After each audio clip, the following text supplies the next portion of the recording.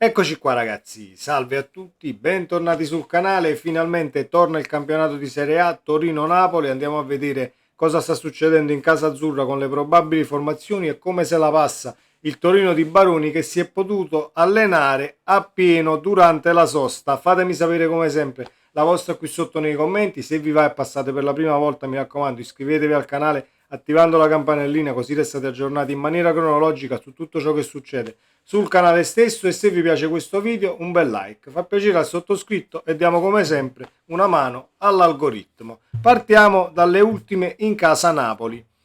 Per il Napoli di Antonio Conte ha inizio il tour de force di 7 partite in 22 giorni. La prima tappa in trasferta contro il Torino di Marco Baroni, squadra disperata alla ricerca di una svolta e che ha avuto tutta la sosta per ricaricare le energie ed allenarsi.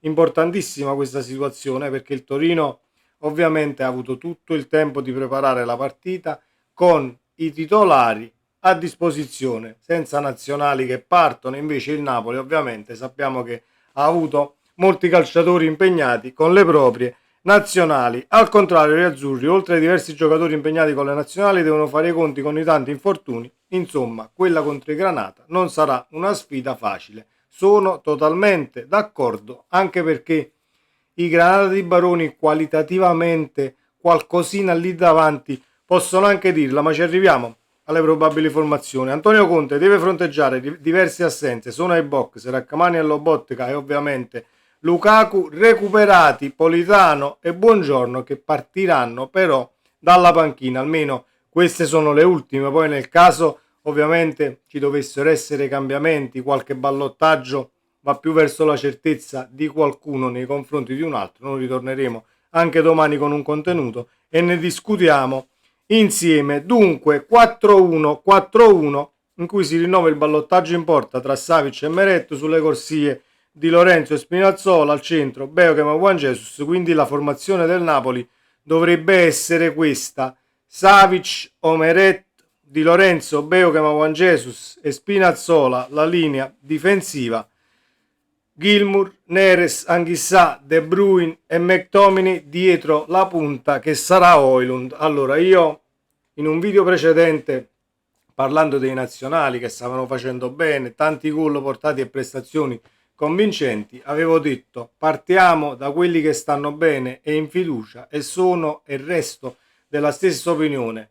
Højlund, McTominay e De Bruyne stanno molto ma molto bene, quindi altra chance soprattutto per lo scozzese per sbloccarsi anche, diciamo, in casa Napoli, buttando qualche pallone dentro e ritrovando il gol con la maglia azzurra, perché l'abbiamo visto in nazionale quando ha segnato, comunque un'esultanza abbastanza nervosa e con rabbia, che diciamo si rifà alla situazione che sta vivendo a Napoli dal punto di vista realizzativo, ma è solo questione di tempo, senza fare diciamo, senza trarre conclusioni affrettate. E McTominay è sottotono con De Bruyne eccetera eccetera. Il Napoli sta ancora trovando la quadra, perché per quanto mi riguarda il punto dove ci si deve focalizzare tatticamente è che il Napoli comunque ha cambiato l'attaccante e Højlund non è Lukaku per caratteristiche, quindi ecco che i quattro dietro la punta comunque si stanno adeguando ai movimenti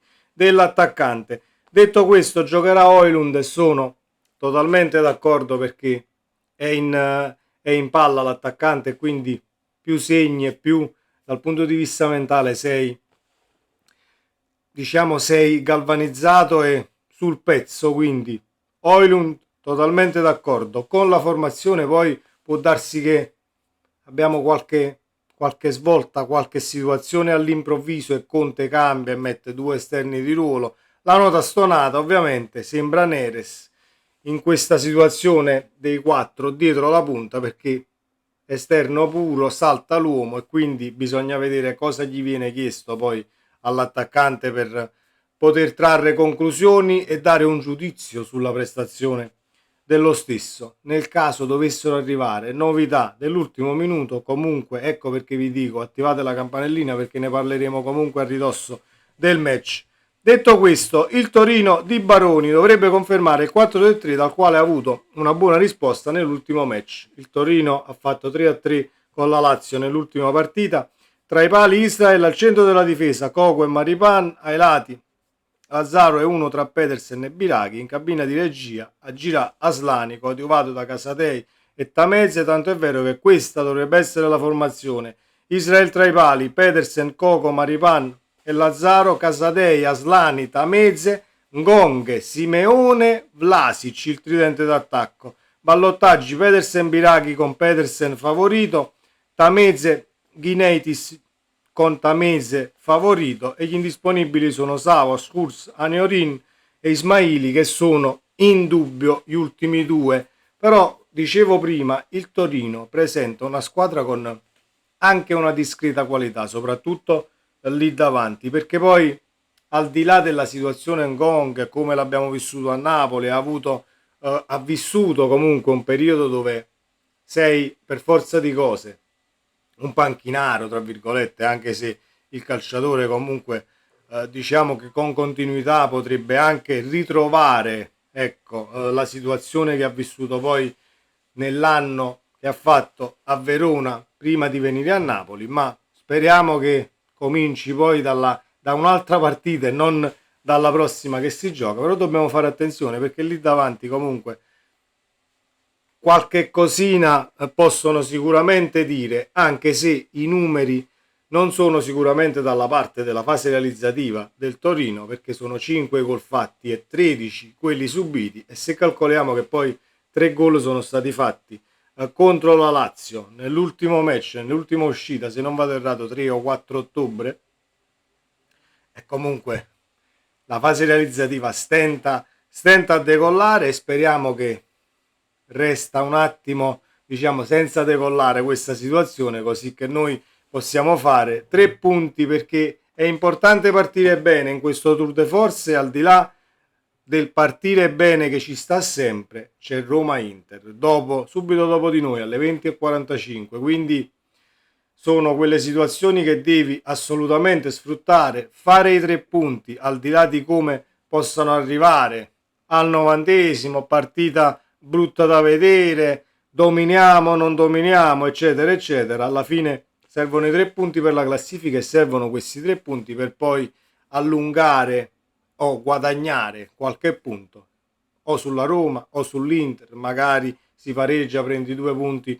su tutte e due le squadre. Io credo che comunque l'Inter pian piano stia ritrovando la quadra e ritrovando se stessa anche con Chivu.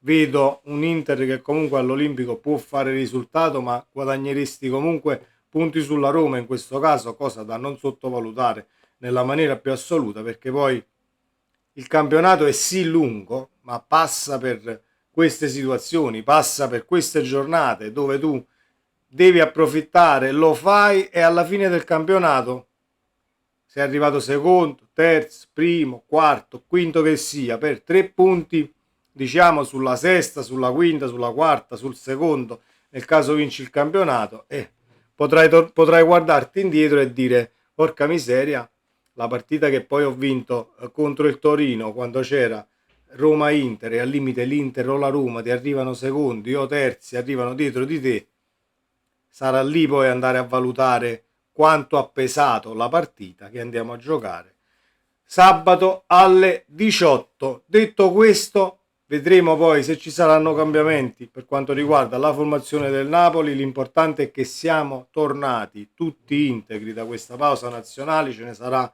un'altra a novembre, quindi già ancora lì dovremo pregare, tra virgolette, che tornino tutti quanti senza essere infortunati e disponibili. Ci aspetta un tour de force, è vero, ma preparato di partita in partita. Si può fare veramente bene. Partiamo dalla partita di sabato alle 18 contro il Torino, e poi pensiamo dalle 20 di sabato in avanti, pensiamo al prossimo avversario. Sempre Forza Napoli, ci vediamo nel prossimo contenuto.